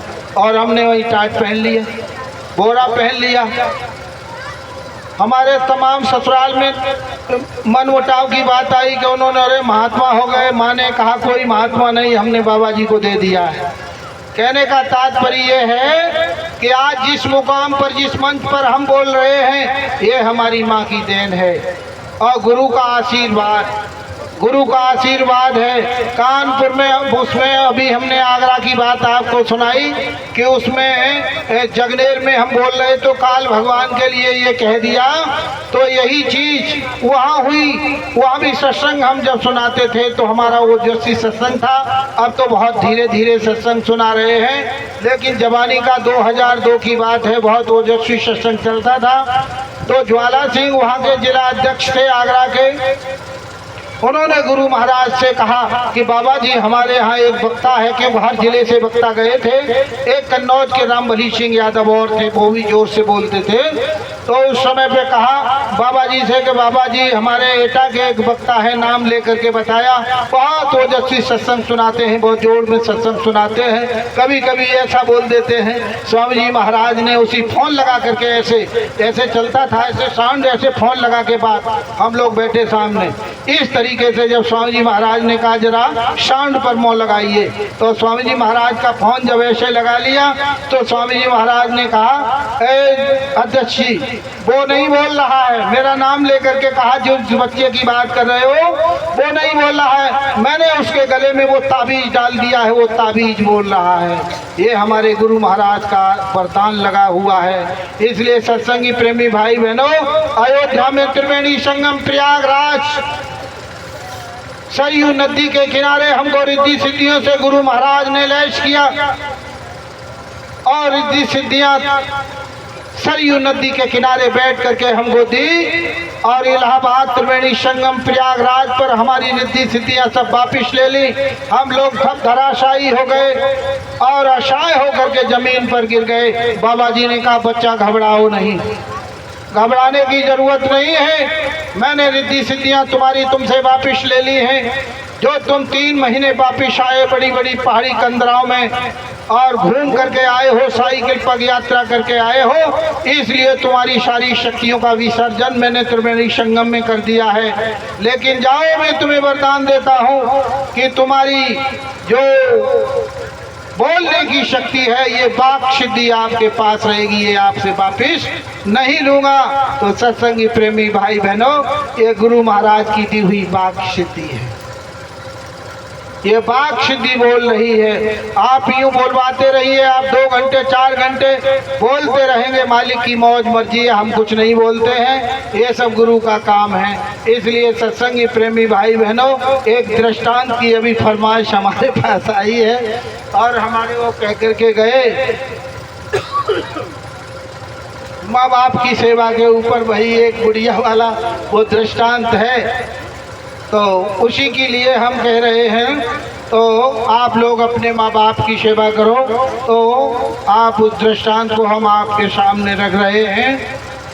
देखिए, बहुत समय पूर्व की बात है,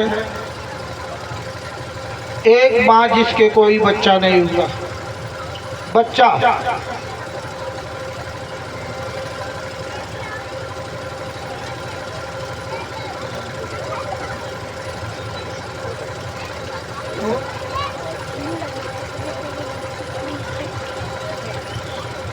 हाँ, उसके कोई बच्चा नहीं हुआ।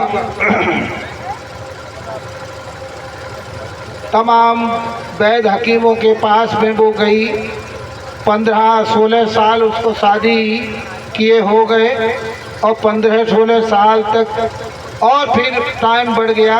जब कोई बच्चा नहीं हुआ तो वैद्य हकीमों के पास गई, महात्माओं के पास गई और किसी की दुआ बरकत उसको लग गई। बहुत इलाज कराया, उसके कोई बच्चा पैदा नहीं हुआ और बुढ़ापे के ढलान पर थी और किसी संत महात्मा की इसको दुआ लग गई, बरकत लग गई, या किसी वैद्य हकीमों ने ऐसा उसका इलाज कर दिया जिसके उसके गर्भ में बेटा आ गया। और 1 महीना बीत गया, 2 महीना बीते, 3 महीना, 4, और जब पूरे 9 महीने हो गए तो प्रसव पीड़ा हुई और उसने अपने पतिदेव से कहा कि देखिए समय हमारा पूरा हो गया है और ये जो बच्चा पैदा होने वाला है ये किसी हॉस्पिटल में ले चलिए, नॉर्मल तरीके से सही सलामत ये बच्चा पैदा हो जाए। और लोगों ने भी कहा कि देखो बुढ़ापे में बच्चा पैदा हो रहा है, उम्र ढल गई, और उसको हॉस्पिटल में ले जाया गया। और हॉस्पिटल में ले जाने के बाद में उस माँ का सही तरीके से इलाज हुआ। इलाज होने के बाद में उसका बेटा पैदा हुआ, एक बेटे ने जन्म ले लिया। बेटे ने जब जन्म लिया तो उस माँ ने बेहोशी की हालत में नहीं देखा, जब होश में आई तो उसने देखा कि उस बेटे की एक आँख नहीं थी, उस बेटे की एक आँख नहीं थी। तो उसने अपने पति को बुला करके कहा कि देखो बुढ़ापे में ये बेटा पैदा हुआ है, एक आँख है। उसने कहा डॉक्टर साहब को बुला के लाओ जिन्होंने इस बच्चे को सकुशल बाहर निकाला है।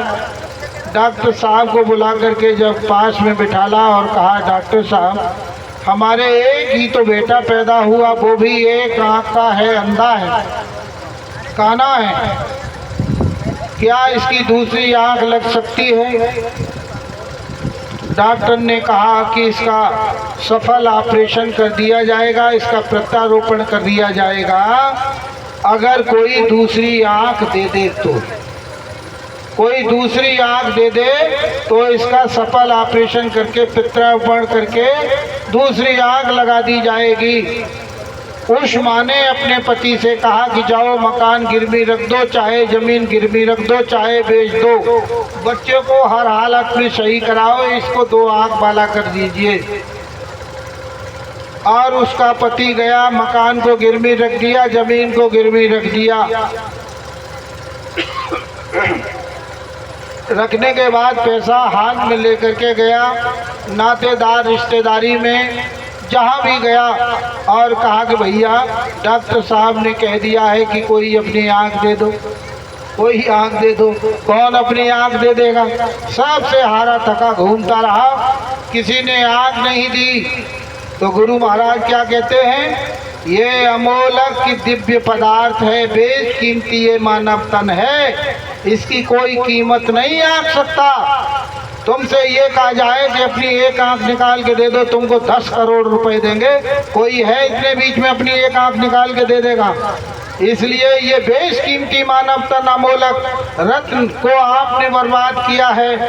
इसलिए किसी ने उसको आंख जब नहीं दी तो वो हार थक करके और वही डॉक्टर साहब के पास में आकर के खड़ा हो गया। अपनी पत्नी से कहा कि पैसा मेरे पास है डॉक्टर साहब के इलाज के लिए, लेकिन किसी ने आँख नहीं दी। तो डॉक्टर साहब सामने खड़े थे। डॉक्टर साहब ने कहा किसी ने जब आँख नहीं दी, दुनिया पर आँख मांगते रहे कि अपनी आँख निकाल के ले लो, तो तुम इधर मेरे पास आ जाओ, तुम यहाँ बेड पे ले, तो तुम्हारी आँख निकाल करके बच्चे का प्रत्यारोपण कर दिया जाएगा। बाप ने कहा चाहे एक आँख का रहे चाहे दोनों आँख का, हम अपनी आँख क्यों निकलवा दें? भाई हम आंखों के अंधे क्यों हो जाएं? बाप ने साफ इनकार कर दिया, आंख देने से इनकार कर दिया कि हम अपनी आंख अपने बेटे को नहीं देंगे, इससे तो एक ही आंख का ठीक है। माँ की ममता उमड़ पड़ी। जब बाप ने ऐसे बात की तो माँ ने कहा, डॉक्टर साहब क्या मेरा बेटा 2 आंख वाला हो जाएगा कि अवश्य हो जाएगा? तो डॉक्टर साहब मुझे इस बेड पर लिटाओ और मेरी एक आंख निकाल लो। देखो माँ की ममता। आज माँ को रोटियों पर आप तड़फा रहे हो, माँ को रोटियों पर तड़फा रहे हो, यहाँ भी मार रहे हो। 9 महीने पेट में भी तुम्हारी लातें खाई है उस बूढ़ी माँ ने, और आज भी पिट रही है, और तब भी पिटी और पिटती रहेगी। पिटते हुए भी तुमने वृद्धाश्रम भेज दिया, रोटियों पर मोहताज कर दिया, टुकड़े पर तुम पाल रहे हो। तुम कैसे बेटे हो? इसलिए उस माँ ने कहा, डॉक्टर साहब बेड पे लिटा दीजिए। डॉक्टर साहब ने उस माँ की ममता को देख करके बेड पे लिटा करके उसको नशे का इंजेक्शन दिया और उस माँ की आँख को निकाल करके और सामने उस बेटे की आँख का प्रत्यारोपण कर दिया। उस अब माँ तो एक आँख वाली हो गई, बेटा 2 आँख वाला हो गया। धीरे धीरे 2-4 दिन में ठीक हुआ, 15 दिन 1 महीने में ठीक सफल ऑपरेशन हुआ और वो माँ अपने घर पर चली आई। और घर पे आकर के अब बेटा तो 2 आँख वाला हो गया, माँ एक आँख की रह गई, कानी हो गई। कुछ समय धीरे धीरे बीतता गया, सब गिरवी रखा था वो सब डॉक्टर साहब के पास में दे दिया। जब आँख लगी तो जमीन भी गिरवी, मकान भी, सब कुछ लुट गई। और कुछ समय बीता, उसका पति भी दुनिया छोड़ करके चला गया। पति भी दुनिया छोड़ करके चला गया, माँ विधवा हो गई, बेटा 2 आँख का। अब धीरे धीरे धीरे समय बीत गया, धीरे धीरे बच्चा बड़ा हो गया और बड़ा हुआ। जब पढ़ने लायक हो गया तो माँ उससे पहले अब पैसा कहाँ से लाए? तो वो बूढ़ी माँ और एक आँख की घरों में चौका बर्तन का काम करती, चौका बर्तन करती, किसी के बर्तन मलती, किसी से झाड़ू पोंछा लगा करके जो पैसा मिलता अपना अपने बेटे का भरण पोषण कर रही है। और कोई वैसी नहीं है, राजस्थान की सच्ची घटना है, सच्ची, कोई झूठी घटना नहीं है। इसीलिए वो माँ अपना भरण पोषण करते हुए समय बीत गया, धीरे धीरे बच्चा बड़ा हुआ।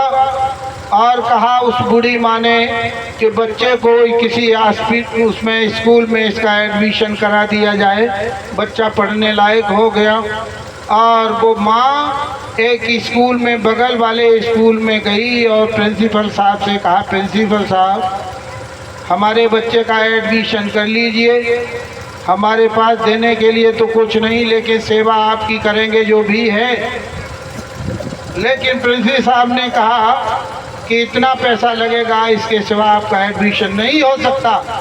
उस बूढ़ी माँ को दुत्कार दिया, चली आई, दूसरे स्कूल में गई और अपने सामर्थ्य के अनुसार जो भी पैसा था और स्कूल के मास्टर को दिया, उसका एडमिशन करा लिया गया।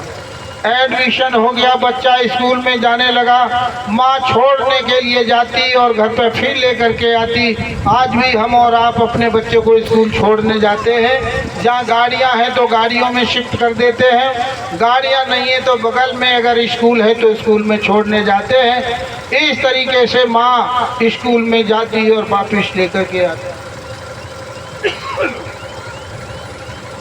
तब तक बच्चे देखते हैं, बच्चे पत्तियां कसने लगे कि देखो इसकी माँ रोज स्कूल में आती है, रोज आती है, काली कलूटी, देखो कनेटिया है, एक आँख वाली है। अब तो बच्चे और तरीके से बात करने लगे। उस बेटे ने आकर के कहा, माँ तुम स्कूल मत जाया करो। स्कूल के बच्चे ये कहते हैं कि इसकी माँ ऐसी है, एक आँख वाली है, ऐसी है। तो क्या ठीक है बेटा, स्कूल नहीं जाएंगे। वो माँ अब स्कूल जाना भी बंद हो गई। अपनी मेहनत मजदूर घर के चौका बर्तन का काम करती और बच्चे का भरण पोषण करती। धीरे धीरे बच्चा पढ़ता रहा और वो अपनी कमाई बच्चे में लगाती रही। एक स्कूल से दूसरे स्कूल, दूसरे से तीसरे, इस तरीके से धीरे धीरे समय बीतता गया और बच्चे को उसने इतना पढ़ाया लिखाया। एक दिन बेटा ने कहा, माँ इंटरव्यू देने जा रहे हैं, हमारा नंबर आ गया है। बेटा इंटरव्यू देने के लिए चला जाता है शहर में और जाने के बाद उसका नंबर आ जाता है। IAS PCS की तैयारी कर रहा था, इसलिए एक दिन वो जिले का कलेक्टर बन जाता है, जिले का DM कलेक्टर बन गया वो बेटा। और कलेक्टर बनने के बाद और उसका ज्वाइनिंग लेटर उसके पास आया और वहीं कमरा ले लिया था उसने और वहीं वो शिफ्ट हो गया और जिले में वो काम संभालने लगा। अब माँ ने कहा, माँ के पास 1 साल में चिट्ठी आई और उस चिट्ठी में लिखा था, पूछा आकर के डाकिये ने कि उस बूढ़ी माँ का घर कौन सा है। डाकिये ने जब चिट्ठी दी ला करके तो उसमें लिखा था, माँ मैं जिले का कलेक्टर बन गया हूँ। माँ फूली नहीं समाई और उसका हृदय इतना गदगद हो गया, खुशी से माँ तड़पने लगी और रोने लगी कि 1 साल हो गया और तूने आज अपनी माँ की सुध ली है, खबर ली है। हे बेटा, तू कहाँ चला गया था? और उस चिट्ठी को बार बार लेती है, चूमती है और अपने कलेजे से, हृदय से चिट्ठी को लगा लेती है कि बेटा तेरे दस्तखत, तेरी चिट्ठी, और मैं समझ लूँ कि मेरा ही ये बेटा है। गांव के अगल बगल अड़ोस पड़ोस में लोग आए और मिठाइयाँ ले करके आए और तांता लग गया कि देखो इश्कानी माँ का बेटा DM कलेक्टर बन गया है। मिठाइयाँ लोग लाने लगे, मुँह मीठा कराने लगे। माँ बहुत खुश है। तो कलेक्टर बन गया तो लोग कहने लगे। 1 साल पूरा बीत गया। धीरे धीरे बेटा अपने घर पर नहीं आया। जब दूसरा साल लगा, दूसरी साल में जब दूसरी चिट्ठी आई तो वो चिट्ठी डाकिये ने फिर दी, मान लो ये चिट्ठी तुम्हारे बेटे ने भेजी है। उस चिट्ठी में लिखा था, माँ मैंने शादी कर ली है। माँ ने कहा कि शादी कर ली बेटा, और तूने अपनी माँ को नहीं पूछा। तू कलेक्टर बन गया, माँ के पास नहीं आया, और तूने शादी कर ली लेकिन माँ के पास नहीं आया। माँ अब तो रो रही है, अंदर कोने में बैठ करके और शुष्कियाँ भर भर करके रो रही है, लेकिन अपना दुख किससे व्यक्त करे? बाहर रोएगी तो लोग कहेंगे कि देखो कैसी रो रही है, बेटा कलेक्टर हो गया है। लेकिन आज भी तुम देखना, कभी अगर बेटा माँ बाप को मारे, हाथ थप्पड़ चला दे, तो अंदर माँ बैठ करके रोएगी, बाप भी बैठ के रोएगा, लेकिन समाज में किसी से नहीं कहेगा कि मेरे बेटे ने मुझे मारा है, किसी से नहीं कहेगा। अगर बहू और बेटा अपने बाप को रोटी न दे, माँ को रोटी न दे, तो किसी से नहीं कहेगा कि मेरी बहू ने और मेरे बेटे ने रोटी नहीं दी है। लोग कहेंगे रोटी खा ले, आ जाओ, हम खा के आए, चाहे भूखा 3 दिन हो गए लेकिन तड़प रहा है, लेकिन बाप किसी से नहीं कहता है। ए सत्संगी भाई बहनों, आज दुर्दशा माँ बाप की ये हो रही है, बेटों का हाल ये हो रहा है। माँ बाप कहते हैं बेटियों के पास चले जाएंगे। तमाम माँ बाप बेटियों के पास रोटी खा रहे हैं, जा करके बेटियों के पास अपना जीवन यापन कर रहे हैं, लेकिन वो दूसरी साल में भी बेटा नहीं आया। रोती रही, समय फिर बीत गया। जब तीसरी चिट्ठी आई, उस चिट्ठी फिर पढ़ के सुनाई तो लिखा था कि माँ तुम्हारे नाती पैदा हो गया है। अब बताइए, कलेक्टर हो गया, शादी कर ली, नाती पैदा हो गया, लेकिन वो बेटा चिट्ठी भेज देता है। माँ का ठिकाना नहीं रहा। उसने कहा कि अब कहाँ चली जाऊँ, दुनिया छोड़ दूँ, आसमान में उड़ जाऊँ, जमीन में समा जाऊँ। शादी कर ली, कलेक्टर बन गया, नाती आ गया, लेकिन खुशी तो थी माँ को। उसने कहा अब नहीं रुकूंगी किसी कीमत में, अब तो हम मैनपुरी जाएंगे ही जाएंगे। उस माँ ने अपना झोला थैला उठाया और अपनी साड़ी जो रखी थी, जो भी पहनती थी, उसमें रखा और पैसा लिया उसके पास जो भी था, और जा करके एक चौराहे पे खड़े होकर के कहा, भैया क्या तुम बाजार चलोगे? मैंने कहा हाँ। तो कि हमको भी बिठा लीजिए। उस तांगे में माँ बैठ गई और उस तांगे स्टैंड पे उतरने के बाद में उसने रिक्शा किया और कहा, भैया रिक्शा वाले, कलेक्टर साहब का बंगला आप जानते हो? उन्होंने कहा हम जानते हैं अम्मा, बैठ जाओ। और उस रिक्शे में बैठ गई और उसने जितना पैसा लगता था उतना पैसा लिया और रिक्शे वाले को दिया और कहा कि अम्मा देखो, ये कलेक्टर साहब का बंगला है साहब। और वही बूढ़ी माँ, एक आँख की कानी माँ उतर गई। उतरने के बाद में संतरी सामने खड़ा था। संतरी से कहा, भैया बेटा संतरी, ये सामने कलेक्टर साहब का बंगला है? कि हाँ। तो बेटा हम अंदर जाना चाहते हैं, वो हमारा बेटा है, उससे मिलने के लिए। संतरी ने कहा, कानी कलूटी, तू कहाँ, तेरा बेटा फटे कपड़े पहने हुई है, मैले कुचले कपड़े पहने हैं, तेरा बेटा कलेक्टर कैसे हो सकता है? उस माँ को झिड़क दिया। माँ ने कहा कि बेटा, वो बेटा तो मेरा ही है। उन्होंने कहा, तेरे पास कोई सबूत है? आज माँ को परीक्षाओं से गुजरना पड़ रहा है। उस बूढ़ी माँ को कितनी परीक्षाएं भगवान लेगा। बूढ़ी माँ ने कहा, बेटा ये मेरे पास चिट्ठी है। उसने चिट्ठी निकाली और उस संतरी के हाथ में थमाई। कलेक्टर साहब के दस्तखत उसमें मोहर लगी थी। उन्होंने कहा, हो न हो कलेक्टर साहब की माँ हो। उन्होंने दरवाज़ा गेट खोल दिया और कहा, माँ अंदर चली जाओ, देखो वो संतरी खड़ा है, वो आपको बता देगा। दूसरे संतरी के गेट पर पहुंची, दूसरे संतरी को यही चीज कही। संतरी ने कहा, तुम्हारे पास कोई सबूत है? आज माँ सबूत देती देती परेशान हो गई है।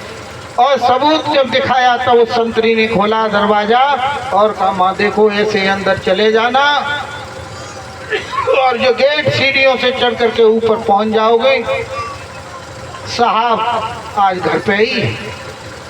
अब वो बूढ़ी माँ सीढ़ियों से चढ़ करके धीरे धीरे ऊपर जब पहुंची तो देखा कि बेटा वो नाती पालने में झूल रहा था। नाती पालने में झूल रहा। झपट के माने देखा कि देखो यही है मेरा नाती। झपट के उसने उठाया और गोदी में लेके अपने हृदय से लगा लिया उस नाती को। और रसोई में कलेक्टर साहब की पत्नी अपना रसोई खाना बना रही। उसने जैसे ही मुड़ के देखा कि देखो ये किसने बच्चा उठा लिया, झपट के उसने आकर के बच्चा हाथ से छीन लिया और कहा, कहाँ की डायन आ गई है, कहाँ की, अरे तू कहाँ की भिखमंगी है, भीख मांगने वाली, ये मेरे बच्चों को तूने कैसे उठा लिया? माँ ने कहा, बहू ये मेरा नाती है, तू मेरी बहू है। उन्होंने कहा, तुम्हारी बहू? कि हाँ मैं तेरी सास हूँ। तो कलेक्टर साहब ने तो आज तक नहीं बताया कि मेरी माँ है, मेरी माँ है मौजूद। उन्होंने कहा, कलेक्टर साहब आवाज दी कि देखो तो तुम्हारी माँ आ गई है, तुम्हारी माँ है कोई और है। कलेक्टर साहब धीरे से निकल करके आए और माँ के सामने खड़े हो गए। आकर के माँ के चेहरे को देख रहे हैं कलेक्टर साहब, और माँ कलेक्टर साहब के चेहरे को देख रही है। एक दूसरे के चेहरे की तरफ देख रहे हैं, बोल कोई नहीं रहा है। कलेक्टर साहब की पत्नी ने कहा, बता क्यों नहीं रहे हो ये तुम्हारी माँ है कि कोई और है? कलेक्टर साहब ने कोई जवाब नहीं दिया।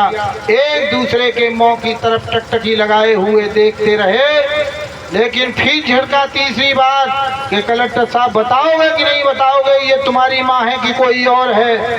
कलेक्टर साहब ने धीरे से मूड हिला दिया कि ये हमारी माँ नहीं है, ये हमारी माँ नहीं है। जब इतनी बात माँ ने सुनी, माँ का कलेजा फट।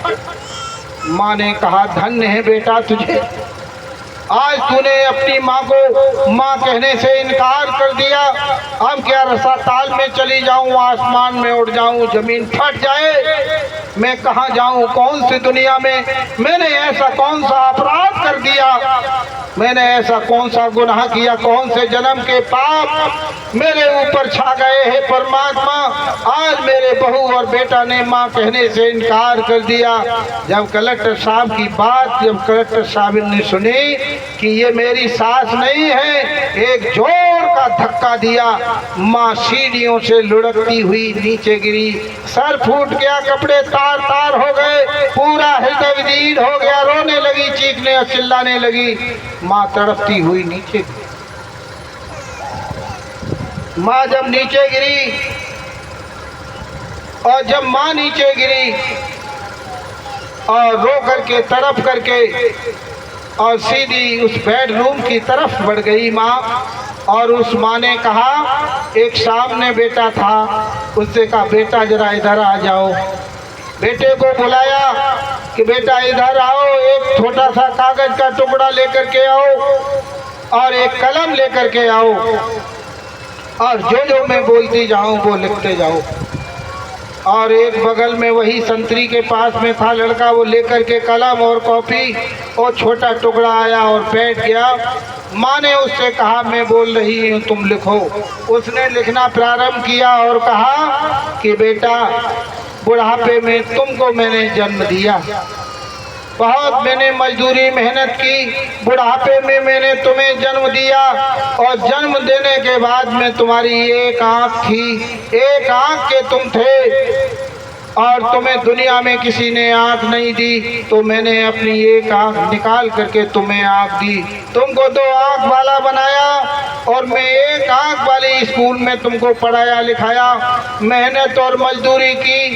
पिता तुम्हारे दुनिया छोड़ करके चले गए। कहने का मतलब सारा वृत्तांत उस कागज के टुकड़े पर लिख दिया, और लिख करके उस बूढ़ी माँ ने उस कागज के टुकड़े को और सफेद चादर के नीचे और तकिया के नीचे दबा करके रख दिया।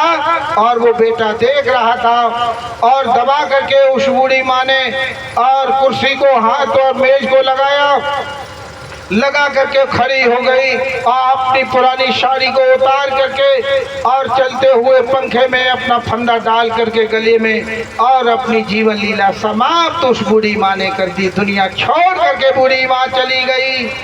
जब दुनिया छोड़ के चली गई, कोहराम पड़ गया और भाग करके लोग आए, दौड़ करके देखो अभी जो बूढ़ी माँ आई थी, उसने पंखे में झूल करके अपनी जान गंवा दी।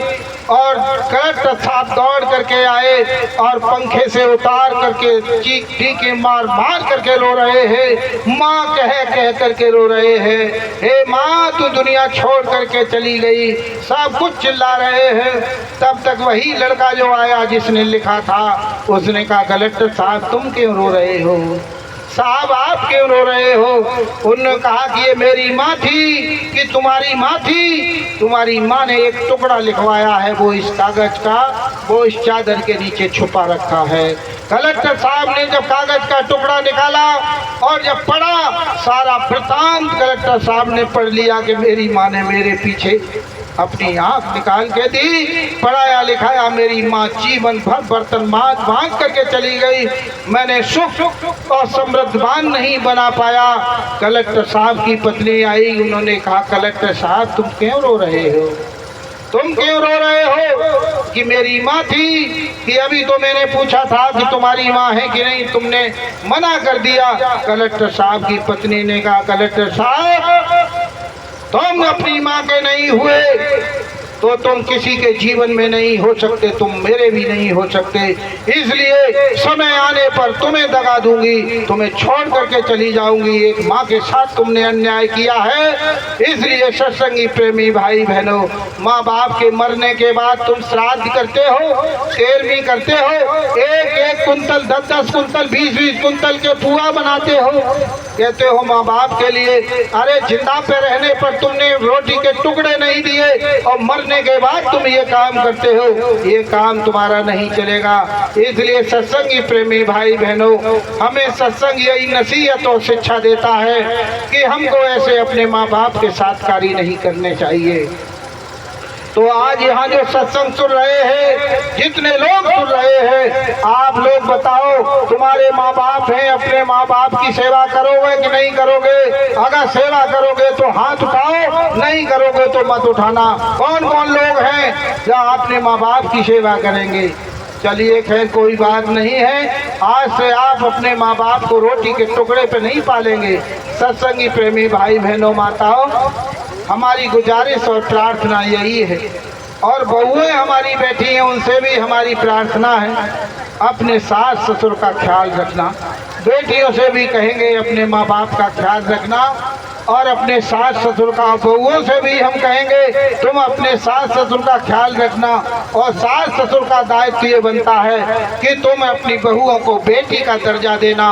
बेटी कभी भी कोई दुखी नहीं रहेगी और बहू आपका सम्मान करेगी, आप बहू का सम्मान करना। इसी के साथ में देखिए समय पूरा हो गया है, और अब हम आपको सत्संग को विराम देते हैं।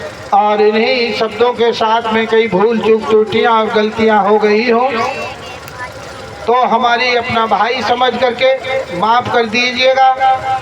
और आगे फिर सत्संग कभी होगा तो आपको सत्संग सुनने का फिर मौका मिलेगा।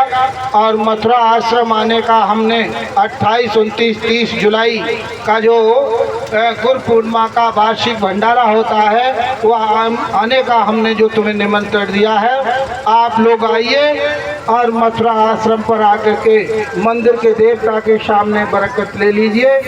और आप लोग सभी शाकाहारी हो जाओ, और जो सेवा लेकर के आए हैं वो यहाँ ब्लॉक के रजिस्टर में अपनी सेवा लिखा दीजिए। इन्हीं शब्दों के साथ में सभी को हमारा सादर जय गुरुदेव, जय गुरुदेव, बाबा जय गुरुदेव जी महाराज का कहना है, तन मन करता कौन भरा, क्या खा करके होगी भलाई, अगर नहीं सब होगे प्यारे, कुदरत है तैयार खड़ी, जय गुरुदेव। और इन्हीं शब्दों के साथ में और इस कार्यक्रम का समापन हुआ। और समापन के साथ साथ में आप लोग जो भी